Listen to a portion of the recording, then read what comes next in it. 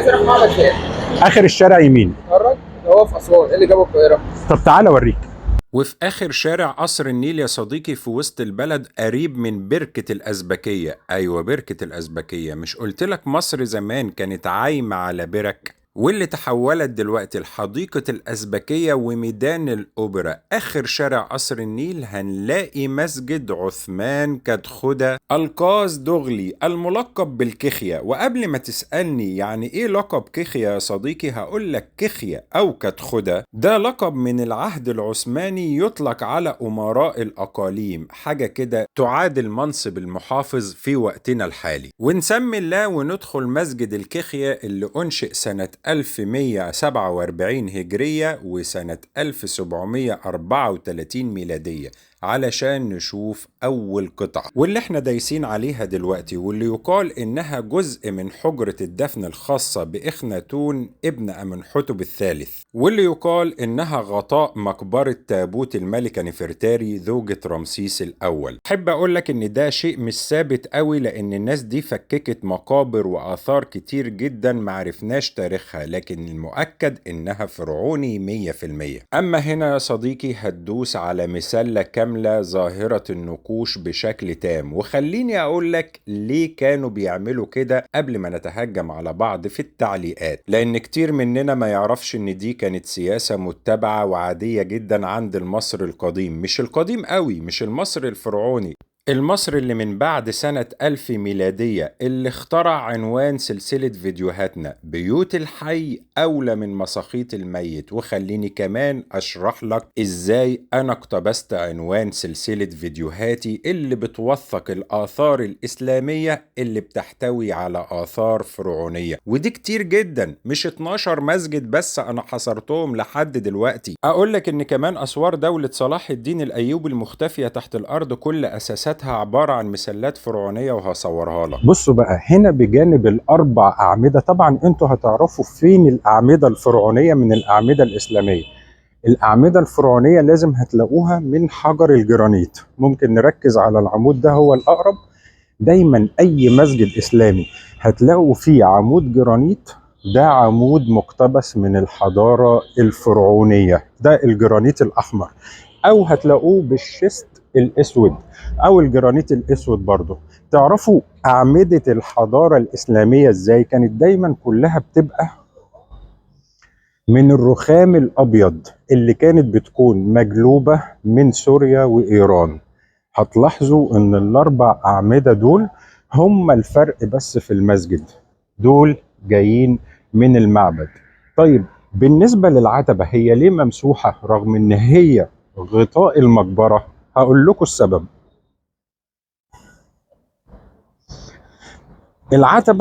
العتبة هنا مش ممسوحة، لكن هم الوزارة قلبتها، سوري العتبة التانية قلبتها. قلبت العتبة ليه أو غطاء المقبرة ليه؟ علشان تحتفظ بالنقوش أسفل الغطاء. ده كان غطاء المقبرة. ليه بنعمل كده؟ لأن زي ما انتم شايفين دي كانت مسلة فرعونية، هنا النقوش باينة، هنا النقوش باينة، هنا من النص ممسوحة تماما من أثر الأقدام، من أثر أقدام المصلين أو اللي داخلين المسجد. فاكرين مسجد أقصنكر؟ كان فيه نفس المشكلة. وأي مسجد هتلاقوا فيه عتبة فرعوني هتواجهوا فيه نفس المشكلة، هي مشكلة المسح أو طمس النقوش. أثر، وعليكم السلام ورحمة الله، أثر دخول المصلين للمسجد، عملية الاحتكاك مسحت النقوش بالكامل، فاضل هنا بس اللي في الأطراف. علشان كده في التجديد الوزارة قلبت غطاء المقبرة بالعكس علشان يحافظ على النقوش. طبعا مش دي العتبة الوحيدة ولا ده غطاء المقبرة الوحيد، في عتبة الناحية التانية، يلا بينا نتفرج عليها.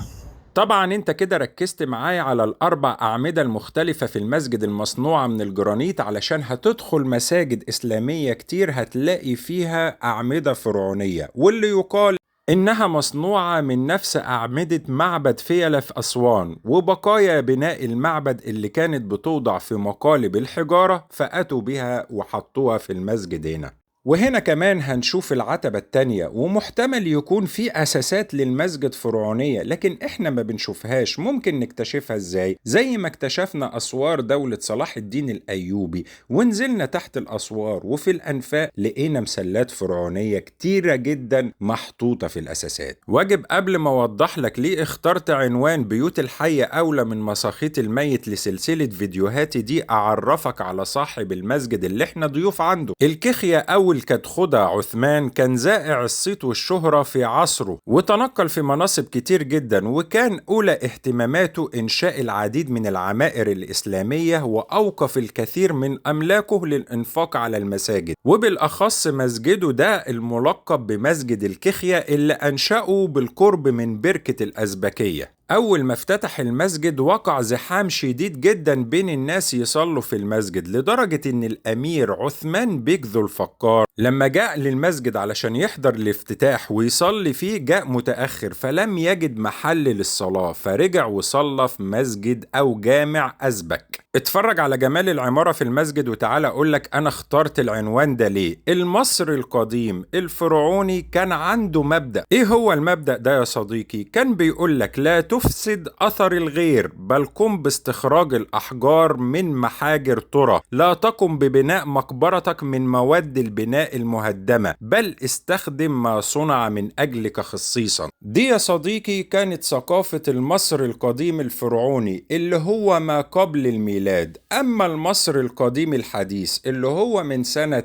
1000 بعد الميلاد، لا أخفيك سرا يا أبو الصحاب إن مصر كانت غرقانة وعايمة على آثار، لدرجة إن هم كانوا بيبيعوا المومياوات في الشوارع وقاعدين على الآثار فعلا في الشوارع. فكانت ثقافة الآثار بالنسبة لهم ثقافة معدومة وحاجة ملهاش قيمة. فالمصري الحديث القديم الحديث اللي من سنة 1000 بعد الميلاد ما كانش عنده الثقافة دي وما كانتش مهمة عنده قوي، وكان فقير وما كانش شاغل باله. فكان لما يحب يبني ياخد من الأحجار والمعابد والأمور دي كلها، فاخترع مقولة بيوت الحي أولى من مساخيط الميت، يعني اللي يحتاجوا الحي أولى من الآثار الفرعونية القديمة دي كلها. ودي كانت نفس سياسة أراؤوش وزير صلاح الدين الأيوبي. مش عاوز أحرق لك الفيديو بس عاوزك تجمع معلومات. صلاح الدين الأيوبي لما جاء مصر وكان في حربه مع الصليبيين ما كانش عنده وقت وما كانش فيه فلوس وعاوز يبني أسوار للمدينة، فوزيره أراؤوش قال له هنبنيها من الآثار الفرعونية، ما هو مفيش حجارة، فبقوا يجيبوا المسلات وينيموها تحت ويعملوها أساسات للآثار أو لأسوار دولته.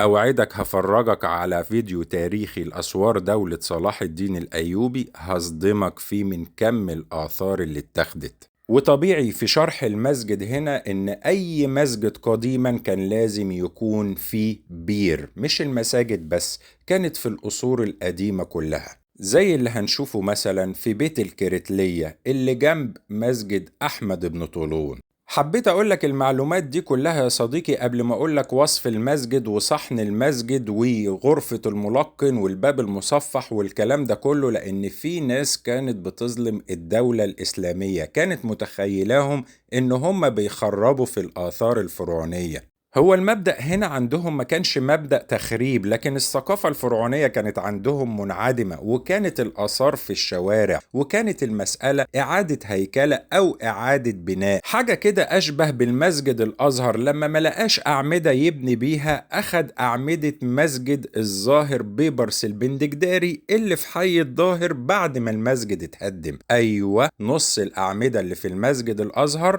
مأخوذة من مسجد بيبرس البندقداري، واللي كان جايبها من سوريا وإيران مخصوص لمسجده. لاحظوا كمان ان مش العتب بس اللي تحت هو اللي فرعوني، في كمان العتبة اللي فوق دي.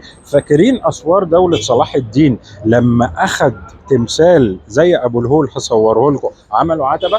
هنا برضو العتبة فوق المسجد فرعوني.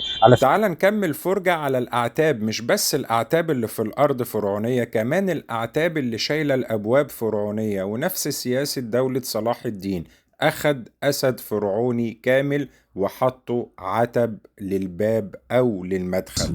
بس ما ننساش برضو ان احنا عندنا مساجد كتير اخدت المسلات زي مسجد أقصنكر الملقب بالشاهين الأبيض أو المسجد الأزرق، وزي مسجد بيبرس الجشنكير. هحط لكم الصور تاني للمسجد، أو شوفوا الفيديو على قناتنا على اليوتيوب.